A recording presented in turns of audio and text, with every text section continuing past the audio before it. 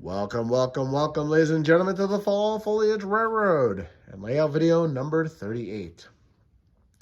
Today we're going to be running our Class A and our Redbird subways along our layout here tonight. Last week was the Big E. We'll show you guys what we got in just a few minutes. Just want to let everybody know as we get closer to the spring, layout videos will become a little more infrequent because I am a landscaper by career, and from spring until the end of fall, I'm quite busy, and luckily enough I don't have to do any snow removal. Thank God. I will never do it, so I have the winters off again, thankfully for that. I hate plowing snow. I don't want to do it, and there are plenty of people that do it and want to do it, and that's all I'm going to say about that. Anyway, getting back to layout, we're starting to move some buildings around here because hopefully by the next layout video I'm going to have the center cut out. If not by the next one, within the next couple of weeks, we'll definitely get the center of the layout cut out for you guys, and you'll start to see some of the buildings being put on the layout. I do need to make sure that there's enough room for the buildings. I need to kind of place them because what's going to end up happening is the Class A and the big boy that we're going to be getting from the catalogs have a lot more, because they're articulating engines, they take them a lot more space. So we have to make sure that they are able to get around the layout comfortably going both directions. So I will make sure that that happens before we go any further. What I've done since the last time is we have our black bonnet right here with some passenger, with some nice Williams cars right here, some tanker cars. Sorry, there's the tanker cars. And we have more that are ready to come out of the boxes and placed in some places, or at least put up for now.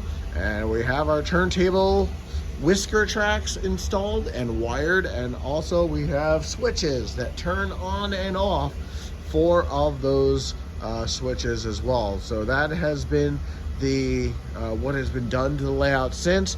They're all wired, they're all working perfectly. We'll show you guys that in a future video. Once all the tools come off and all the whisker tracks are set up, we will show you the operation of it going to different places. So that'll be at a later date.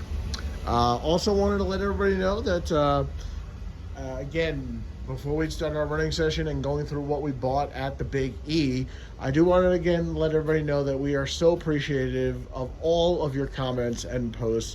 Especially our last one with my son jumping up and down. He got a kick out of seeing your guys' comments from that video. So once again, I really appreciate it, and the channel really appreciates it. So keep liking, keep subscribing, keep commenting on the videos, because I will comment to you back on every single one.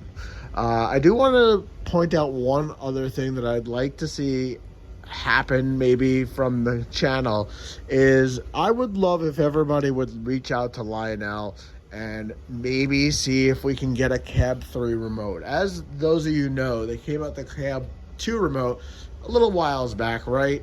And they re-released the Cab 1 remote, which is, I think, older technology, definitely older technology than the Cab 2, but they could apparently get parts for the Cab 1 and not for the Cab 2, which is why there's no Cab 2 remote going to be worked on once they run out of parts. I think they should come out with a Cab 3 remote. Well, doesn't it make sense? Like, you're coming out with this brand new base, how about coming out with a way to run your trains via remote? Not everybody likes to be playing on their phone or iPad while they're playing with their trains.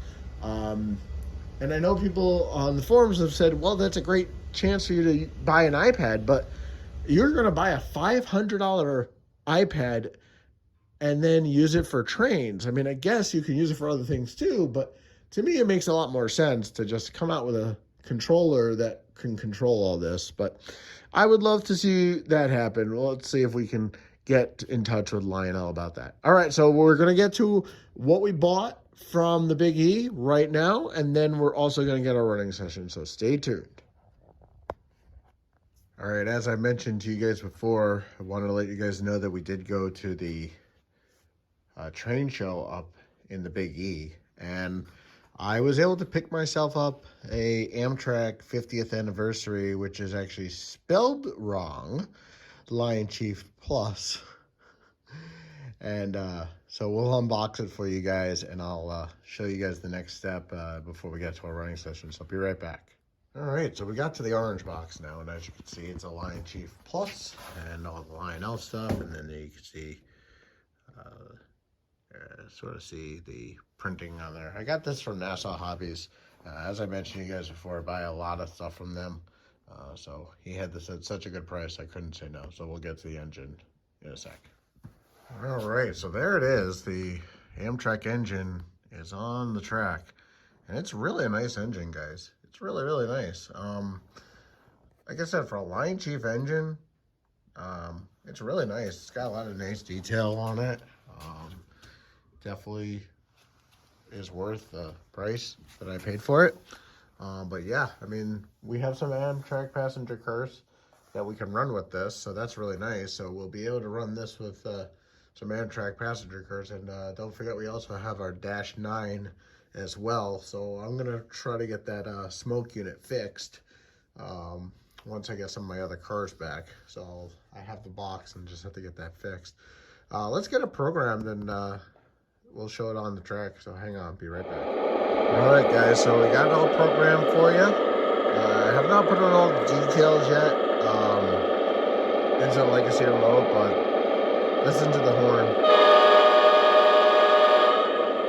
And I believe it has a couple different ones. Yep. That's 2.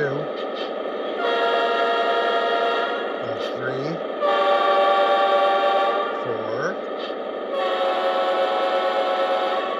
And 5. So it actually has 5 different horns, and I believe it also has different bells too. Yep, that's bell 2.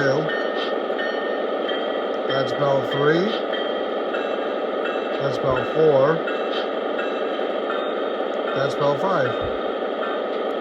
So yeah, 5 different bells, 5 different whistles. It's got front coupler that will open and back coupler that opens. And I haven't put smoke fluid in yet, so I'm not gonna run smoke in it right now. But we'll make sure, obviously, that works as well. Let's see it move just a little bit here. Oh yeah, there it goes. And let's just have it go backwards. And there you see, look, take a look at it. Smooth operation.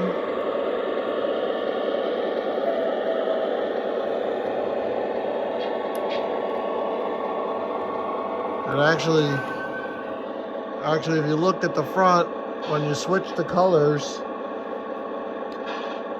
they switch, which is kind of cool as well.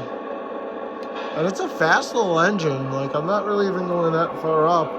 I haven't finished programming it into the remote just yet, but you can see it's a little, you know, this is barely moving it, and it's moving pretty nicely. All right, so you know what we'll do? We'll change our running session. We'll run, I'm going to throw some surprises out there for you guys. So I'm going to get a running session going, and we'll be right back.